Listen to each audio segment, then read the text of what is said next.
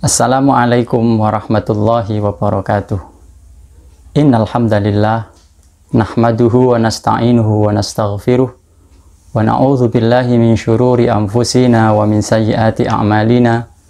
May yahdihillahu fala mudhillalah wa may yudlilhu fala hadiyalah. Amma ba'd. Kaum muslimin muslimat rahimakumullah. Al-Qur'an adalah wahyu Allah yang kaya dengan nilai-nilai sastra. Sejak awal Al-Quran diturunkan, Al-Quran menuai banyak respon dari orang-orang, dari masyarakat Quraisy, dari masyarakat yang ada di Madinah. Salah satu respon yang luar biasa yang dapat kita baca di dalam kitab-kitab As-Sirah An-Nabawiyah adalah bagaimana para sastrawan, bagaimana para pujangga-pujangga sastra bangsa Arab yang ketika itu, yang sudah ahli dan piawai di bidangnya, mereka tidak mampu untuk menghadapi kedahsyatan bahasa Al-Quran. Dalam satu riwayat diceritakan, Tufail bin Amr ad-Duwaisi adalah salah seorang sastrawan ternama, empunya sastrawan, yang ketika itu datang dari Madinah menuju Makkah. Ad-Duwaisi sesampai di Makkah dilapori oleh para petinggi-petinggi Makkah, para pimpinan-pimpinan Makkah atas apa yang dilakukan oleh Rasulullah Shallallahu Alaihi Wasallam. Mereka menceritakan banyak hal, termasuk terkait dengan wahyu Allah yang telah diturunkan kepada Nabi Muhammad Shallallahu Alaihi Wasallam dan disampaikan kepada kaum musyrikin Quraisy ketika itu. Ketika mendapat laporan seperti itu, kemudian Ad-Duwaisi dengan penuh penasaran meminta untuk diketemukan dengan Rasulullah Shallallahu Alaihi Wasallam. Akhirnya para petinggi Quraisy itu pun mengiyakan permintaan Ad-Duwaisi. Ad-Duwaisi kemudian meminta untuk dipertemukan Rasulullah Shallallahu Alaihi Wasallam. Ketika Rasulullah Shallallahu Alaihi Wasallam bertemu dengan Tufail bin Amr ad-Duwaisi, kemudian Rasulullah Shallallahu Alaihi Wasallam menyampaikan risalah ketuhanan, ar-risalah al-ilahiyah, termasuk membacakan wahyu Allah di hadapan Ad-Duwaisi. Apa respon Ad-Duwaisi ketika Rasulullah Shallallahu Alaihi Wasallam membacakan risalah samawiyah itu yang luar biasa? Ad-Duwaisi mengatakan begini, "Fala, wallahi ma sami'tu qattun qawlan ahsanu minhu." Tidak, demi Allah, aku tidak pernah mendengar satu kaul, satu bahasa, satu untaian kalimat yang indah dan lebih baik daripada Al-Quran ini. Ketika Ad-Duwaisi mencermati, kemudian sampai berkesimpulan dia tidak pernah mendengar indahnya bahasa seindah bahasa Al-Quran. Ketika itu juga Ad-Duwaisi menyatakan, "Inni aslamtu wa asyhadu bika." Aku masuk Islam dan aku menyatakan, bersyahadat bahwa asyhadu alla ilaha illallah, bahwa aku bersaksi tiada Tuhan selain Allah, wa asyhadu anna Muhammadar Rasulullah, dan aku bersaksi bahwa Nabi Muhammad adalah utusan Allah Subhanahu wa ta'ala. Kaum muslimin muslimat rahimakumullah, respon yang sama juga bisa kita baca bagaimana Sayyidina Umar bin Khattab masuk Islam. Ketika itu Sayyidina Umar sedang dalam kondisi marah. Ia hendak memburu Rasulullah Shallallahu Alaihi Wasallam untuk membunuhnya karena saking marahnya atas dakwah yang disampaikan oleh Rasulullah Shallallahu Alaihi Wasallam. Ketika di tengah jalan, Sayyidina Umar kemudian ketemu dengan Nu'aim bin Abdullah al-Adawi. Nu'aim mengatakan kepada Umar, "Wahai Umar, kamu mau kemana?" "Aku mau membunuh Muhammad." Spontan kemudian Nu'aim mengatakan, "Kenapa kamu mau mencari Muhammad? Saudarimu sendiri sekarang ini sudah masuk Islam. Coba kamu lihat kalau tidak percaya." Sayyidina Umar kemudian spontan kaget. Lalu Sayyidina Umar balik arah menuju rumahnya adiknya dan saudara iparnya. Ketika dalam kondisi marah, mau mendobrak pintu, mau mengetuk pintu, Sayyidina Umar mendengar dari dalam lantunan surat Toha. Toha ma anzalna 'alaikal qur'ana litashqa. Ketika mendengar lantunan wahyu Allah itu, spontan Sayyidina Umar merasakan tak berdaya.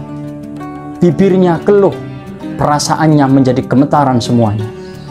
Dua cerita ini sebetulnya menandakan bahwa betapa Al-Quran meskipun menggunakan bahasa Arab, bahasa yang sehari-hari telah digunakan sebagai bahasa tutur oleh bangsa Arab, bahkan termasuk bahasa yang dipakai oleh para sastrawan bangsa Arab ketika itu, sama sekali Sayyidina Umar tidak berdaya. Sama sekali Ad-Duaisi juga tidak berdaya. Ini artinya bahwa Al-Quran memiliki kedahsyatan yang luar biasa. Mungkin di dalam teori bahasa modern itu yang disebut dengan the power of language, kekuatan sebuah bahasa. Kaum muslimin muslimat rahimakumullah, Rasulullah Shallallahu Alaihi Wasallam pernah bersabda, wa inna minal bayani la sihran. Sesungguhnya dari satu kaul, dari satu kalimat yang di dalamnya penuh kefasihan, penuh kejelasan, la sihran. Di dalam kata-kata yang seperti itu, maka akan ada kekuatan magis, yang mana kekuatan ini akan bisa menaklukkan siapapun yang mendengarkan atau berinteraksi dengan apa yang telah dibacakan sebagaimana wahyu Allah Subhanahu wa Ta'ala. Hadirin kaum muslimin muslimat rahimakumullah, kekuatan bahasa yang seperti inilah yang bisa kita baca dalam literatur-literatur Islam klasik. Bagaimana kemudian Al-Quran itu bisa melakukan, bisa menundukkan perasaan, aspek dimensi psikologis kaum bangsawan termasuk para ahli sastrawan Arab ketika itu. Kaum muslimin muslimat rahimakumullah, kekuatan bahasa inilah yang kemudian bisa kita baca sebagai salah satu bentuk kemukjizatan Al-Quran. Kekuatan sastrawi dari yang dikandung oleh Al-Quran inilah yang kemudian memberikan satu kekuatan yang luar biasa, yang menjadi watak dari bahwa wahyu Allah itu memiliki kekuatan dimensi yang disebut dengan kemukjizatan sastrawi atau kemukjizatan bahasa.